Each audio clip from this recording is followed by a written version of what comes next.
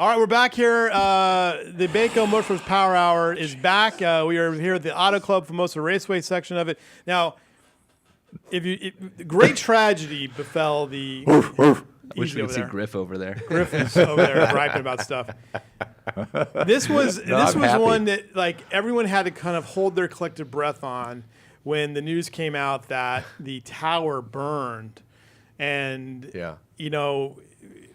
everyone was stunned. Blake Bowser's here now, and 6 weeks to the day. 6 weeks to the day. I got a phone call at 5:20 in the morning from my dad and said, "You better go to the track." Yeah, and we got a little problem. And what was your? Well, of course, I drove out there like a bat out of you know what, yeah. and I thought, okay, how extensive? Where did it go? Right. What did it get? So of course I got there. I was just floored, but thankfully our control tower was spared. But and I have my little travel trailer parked next to all that was hooked up, and that got a couple little singes there, but it survived and. But that could have been real bad. Well, I mean, yeah, it was. I mean, it still was bad, but worse. Catastrophic is what it could have been. The hard part was the contents that we lost. Yeah. I mean, just all of our fire suits, our safety equipment, our Jaws Alive, 2 sets. Drawing a blank on what else. Just both our starting line Christmas trees, our starter switches, our lights, our backup timing. We had our scrub. We had a backup computer. We had our scrubber parked underneath the patio cover for shelter that night. It was going to rain. We had a fire truck backed up to a door blocking because we couldn't lock it that night. Just all kinds of weird things that lined up, and those things shouldn't have been there, but they were, and they all got involved. And so, yeah, it's been. And there was some concern there that you might have lost the whole timing system, but that seemed to be protected. That's been that was the old control tower, so our timing came up and looped over to our new tower, and it was just easier to do it that way rather than connect it from starting line to the new tower. Well, that all got severed in the fire, so we had to reestablish all those connections, and that's pretty extensive. And big shout out to Jeff Foster, who is the drag strip manager of Las Vegas Motor Speedway, the drag strip portion of that track. Worked for CompuLink for 25 years, which is our timing company we use. Right. And Bob Brockmeyer, who owns the company, stayed home in Colorado and got all of our stuff we needed rebuilt and sent to us. And Jeff came out and got us reconnected, and we've been making time runs all week, making sure it's all good, and we're having fun with it right now. So it's all there, and new trees and just new jaws. In fact, new jaws are en route still. We have a loaner set, 2 sets from Salt Lake, the drag strip in Salt Lake City there. You immediately had people calling you saying, what can I do to help, right? 7:30 in the morning, my first phone call came to me, and from then on it was just nonstop. I mean, I couldn't even take the phone calls. Right. If I did that, I wouldn't be able to process what was going on, and actually it was kind of a good diversion. We learned that at the March meet when they blew through like 400 cones in the qualifying. I mean, the offerings that come over that same person I spoke of, Jeff Foster, said, "I'm watching on bank shift, and do I need to meet you at State Line tonight and give you some more cones?" Did you? But yeah, the incredible the support just immediately from. There's a lot of racetracks that aren't even open until April. Right. Like the Bandemere family in Colorado, and the News up in Boise, and Englishtown. All these Reading, Pennsylvania. Sorry, I meant to say Reading. Mike Lewis, his family operates Maple Grove, and they called, said, anything you need, we're not operating, we're up to April, so we can get you guys going. We can get everything going and make sure you have the March meet. So the bottom line here, this is looking on the new tower, and this was you no longer see the old tower. Right. That's all gone. You didn't used to be able to look that way. There was a building there that. And it seems like the strategy of building them on the C-Vans helped a little bit with the. I think it saved that tower right there. Yeah, for sure. And you could see it started to get to it. We actually had some contents inside of those C trains that were starting to go. This is from the staging lanes. That's actually where your motorhome was. Right. It was right next to where you see those bike racks right there. It was sitting right there. So it had the fire department, and you guys got kind of lucky on how that was discovered. If I recall, somebody drove by because I was in the newsroom. Right. That was literally like my second week on the Sunrise show, and I heard something come across the scanner, and we heard fire. And so we started. One of my guys was our producer was looking it up, and he starts reading it to me, and he goes, "It's out here in this. It's in this field." And I thought field. And I looked at the map, and I was like, "That's not a field. It's the drag strip." And he goes, "Well, somebody says there's a building on fire at the drag strip." I'm like, "There's only one building at the drag strip, guys. It's like it's either this or it's the old, what is the suite area now? On the backside." So that was my biggest concern. Yeah. And you got out there, and did your heart stop for a minute? Yeah, there? it was. If you're involved in something, you're part of it. When you show up on the scene afterwards, it's just like. Was the fire out already by the time you got there? Yeah, it was just smoldering. Just everything was just caved in on itself, and then I started going through all the things that were in that room right there. Just just the list just got bigger and bigger and bigger, and yeah. We're still discovering things. We're still like, oh, that was in there. Yeah, I mean, go to grab something. Like time cards and that whole area, and your employees were a lot of paperwork in there. Yeah, we had a storage room. We had a downstairs was converted into a break room / apartment. Had a shower, everything in there for some of the guys that stayed the night out there. Upstairs was a VIP suite, full bar, and my office was up there. So everything it took to run races, as far as just simple as.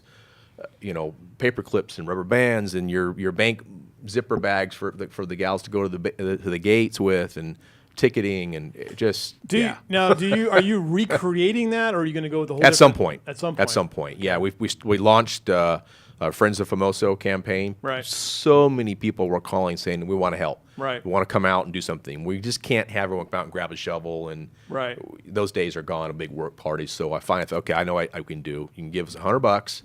If you do, you can give as much as you want, but $100 or more, you're going to get a nameplate put on our resurrection wall, which that's our next step. We had to get everything going. You can still do that, right? You can, so absolutely. Mike and I can do that, right? You bet. Put Grumpy Grip on. I'll take $100 right now. Okay. All right, we'll get it done. Yeah, we're going to do that continuously. We're nowhere near raising enough money to pay for all that. We don't expect that. We're going to be out of pocket a lot too. Yeah. But those that wanted to help, that was a way they could be part of it, and then their name could be there forever. Right. So we're going to get a big wall built on the new construction. And we'll put nameplates there, and that's all going to probably happen after the March meet. We'll be able to catch our breath. Anybody famous contribute yet? Both Forrest and Charlotte Lucas, who own Lucas Oil, have contributed. Wow. Don the Snake Perdome, Tom McEwen, everyone's jumping in, and just all of our friends. They all care. So, yeah, I mean, I call them famous. They're my idols. Snake and a Mongoose is who I looked up to, and I was a kid. I still do, and they're already part of it. All right, I gotta get the $100, but I'm gonna do it. I'm gonna do it for this because you know what I it's like that's where I kind of learned to with you doing motorsports coverage. This is how that show was sort of built, was out there. So we got to honor it in some capacity. So Mike, we'll put it out there. You won't have to spend anything, Mike, because I know what you can make. So you've got the Good Vibrations Motorsports March meet. Yeah. 2 weeks away, but this coming weekend quickly is the test. You're going to have 3 days. 3 days testing. About how many cars are you looking forward to? Maybe 150, 75, something like that. I don't think a lot, but enough for us to get our everything back going and go through all of our emotions, and sort of a spring training for us, if you will. That'll be good for you guys too, because I'm sure, like you say, every day it's something you find that you don't remember that you don't have anymore. Just to send cars down the track and have a nice weekend of noise and something else going on besides just constantly trying to get it ready to go. Any of the Nitro guys are going to be there early? Yeah, we've got, I know Dan Horan's coming up. Corey Lee's going to come over from the coast. There's a couple of front motor cars coming. So we'll probably have maybe, 8, 10, 12 fuel cars for the weekend getting ready. A lot of guys take advantage of who are traveling out. They can't come out that early, so they'll take advantage of the test and tune the Wednesday previous to the March meet. And then they're qualifying runs. They get 3 qualifying runs as well. So most of them just rely on that. Yeah. And then this weekend you've got test and tune. And the weekend after that, it's become one of the other big events is the Import Face-Off. Import Face-Off, IFO. Yeah. That's Sunday only. All his events are on Sunday. And it's a move in on Sunday morning and move out Sunday night. It's just one big old day. But you're going to get 3,000 or 4,000 people for that thing, and that's a big event, and you can see his schedule. It's all over the country. Yeah. I mean, he is on the road. I say it's Cliff. This guy puts together an amazing import show, and it's the one you want to go see in the country if you're an import fan. This is it. And this is there's 2 of these a year now, yes, right? Yes. He'll finish up in September at our track, I believe. There it is, the 25th. Yep. Yeah. So 2 events. All right. Yes. The underlying storyline last year was Tony Bartone. Yes. Having a great year. And, I love the new logo, by the way. Thank you very much. I like that. we just unveiled that today. I like that. Sorry to cut you off. I just noticed that on Speedway's segment, and I noticed that. Yeah, we have a new logo, and we're going to unveil that in the new page that Mike will do in the coming weeks. We'll be part of it as well.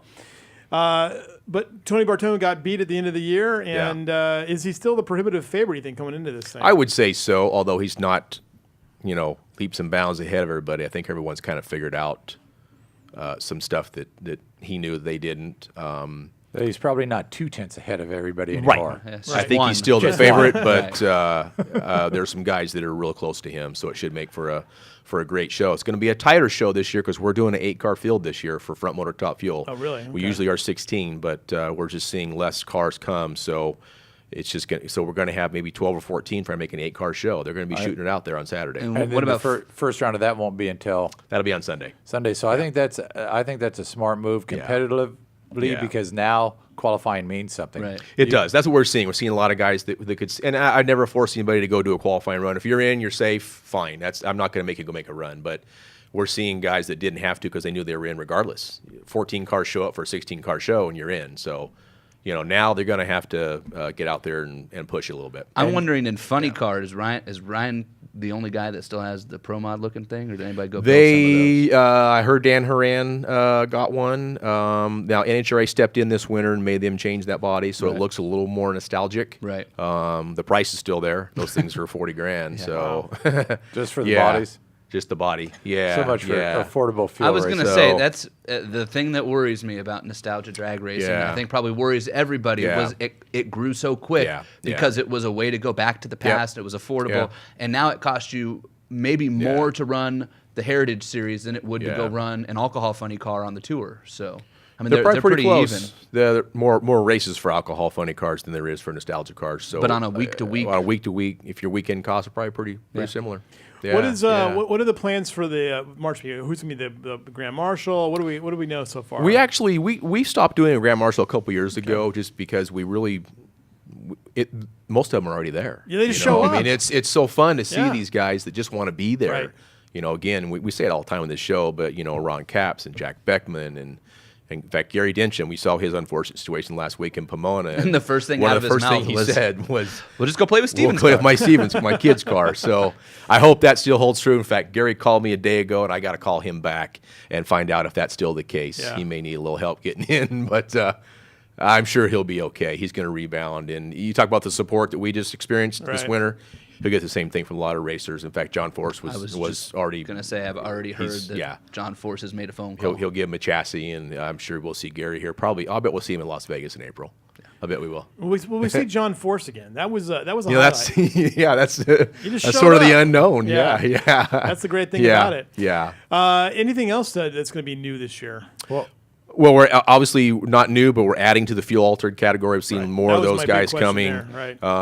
Hey, we are having the return of Ed the Outlaw Jones. He's the wheel stander this year. He comes with all the Jelly Belly candies and throws them in his stand. Nice. So Ed's going to be here at the March meet this year, and that's a name from the past, man. When I was a kid, that was the guy, So, yeah. The same fuel altered has won the March meet in the Hot Rod Reunion, I think, last year, right? Last year was Jeremy Sullivan won the reunion, didn't he? Did he not? Right. I think he did. He runner-up at our March meet last year. Actually didn't make the final. It was Nix who won? I'm sorry? Who won the March meet last year? Hicks. And that's in Kegley's car. That's in John Kegley's involved in that car. And yes. That's the guys, Chewy's fuel altered. Yeah. And that's the difference where you've got Dan. Yeah. There's Dan and Dave. Yeah, you've got the modern. Yeah, that showcases our final would have been Sullivan's car, little bitty. What's the wheelbase in that car? Probably 90 inches, short, maybe 100, maybe against pretty much what we call a traditional, fuel altered, but. The index levels the playing field. You can get a guy that car wide open can run 570s. And you're going to have 16 of those. We're probably going to be just shy of 16, but be an 8-car show again. 8-car show, and you're going to. There's a little nitro rule. Before you had no nitro rule. 70%. So now you're making sure that they put some pop. Yeah, in fact, the news, Boise last year, the New Family instituted that for their race in August, and they said a 70% nitro. Rule. So we're going to go with that as well and try and get that consistent. And then what about these rear-engine nostalgia drags? We got a few coming. There's still not enough to really get the class going, but we got a few coming. There's an interest. I think that was as a result of what you alluded to earlier with the funny car class getting so expensive. That happened in Front Motor Top Fuel, and we proposed these rules here for the rear motor cars. I'm actually writing the same kind of rules for a classic funny car class as well. You have to have an old-looking body. You look at Gary Dencham's car. That car is perfect. It's a perfect Camaro, from the 70s. So we're going to require them to have certain measurements in certain places, and they're going to have the same tune-up as the rear motor cars. So maxed out, they'll probably run 585. So I think it'd be a nice, safe alternative to these guys wanting to go 550s in funny cars. We just can't. Kind of like a double B, but on nitro. On nitro. And double B being an alcohol. The trick is, if we're going to implement 2 classes, I got to have 2 purses. So when do I? Because right now we've got 32 cars. And there's 16 that can haul butt, run 560s, and 16 that run 580s and don't make it sometimes. So it's just not fair to see these guys continue to come and they're getting turned away basically during qualifying. So at some point they're going to quit coming. I don't want that to happen. I want to keep these guys coming, and if I could have a second class, it won't be anything less. I mean, they're still going to be a winner. It's not going to be anything less than it's not going to be a B field, nothing like that. It's going to be just 2 different classes. It'll be more of a traditional, and then more of a modern, if you will. And our analytics will show us that the one class that is probably the most emergent, I guess, is the fuel altereds. I mean, fuel altereds. No doubt. Fuel altereds. I put a They've always been there. Video. They've always been there, but it gets just shared. Yeah, it does. It does. So it gets shared. Well, we've just never really had a chance for them to race side by side. It's always been exhibition runs, that kind of thing. This really gives them a chance to compete. To a finish line. And controlled. And they also have the backup girl thing. Backup girls. Yeah. And they're pretty good about that. Yeah. That's the thing with the alters. The index I thought was great for the alters, because with the alters, if you take an index off and then they start to get out of control like the funny cars. Right. I mean, we all remember an out of control altered is out of control. And there's no way to let a 90-inch wheelbase car race a 125-inch with a big old wing and two magnetos. And how do you pair them up? How do you make a level playing field? Index does that. Absolutely. So obviously, like I'm talking about Jeremy's car. Jeremy's car's got to really haul butt to go 6 seconds. Where a Keith Wilson or a Dan or Dave Hicks, those guys, Generalas, they can kind of get down there. But some cars got to really leg it out. Some cars got to lift at 900 feet. It makes a good show. Makes for a good show. Yeah. Well, the March meet is one of the great shows and one of the great things to see, period. And it's a lot of fun. So Jason will be out there. You'll be out there, right? I will, absolutely. Out there. We'll be out there for Griff's place down in the Grove. We're not in the Grove. We're going to be over there in the campground. So be there. I've got a Hall Griff. I think Donnie Couch calls out the grassy knoll. Yeah, Donnie, and that's the bad thing. There's no grass over there. I can't figure out why you were going to get through this whole show without saying Donnie Couch. Someone had to say it, right? Can we do something about the neighbor? Which one? Donnie. Is it Couch? Is he your neighbor? Couch, Yeah. Is the jacuzzi still inside the trailer? Or? I tell you what's set up outside the trailer every evening. Okay. So they're good neighbors. The bar is open. The bar is 24/7. Saturday night over there is truly Yes. awesome. I was gonna say this weekend at Pomona we had a campground set up, and I'm not gonna tell you where it's at because it shouldn't have been there. Yeah. But it was real close to Dencham's crash. I'll leave it at that. And it was Couch, my uncle, Tom Prock, Al Segrini, Billy Bones Miller, Don Perdome, and it was every time you walked down there. I don't think they came up and watched a round of racing the whole weekend. Wow. Like literally not once. Prock, Perdome, and Segrini did this funny car reunion speech thing on Saturday at like 11 a.m. Saturday, and that was I think the last time any of them saw a race car. Well, we got to get out for this first episode of the Power Hour for 2016. Thanks for joining us. We will be back next week. Mike will be here. Corey Costello will be here. Maybe we can talk this guy into coming back again too. Had a great time with him, and then back at it the week after that with the March meet preview. We'll talk to you guys next week.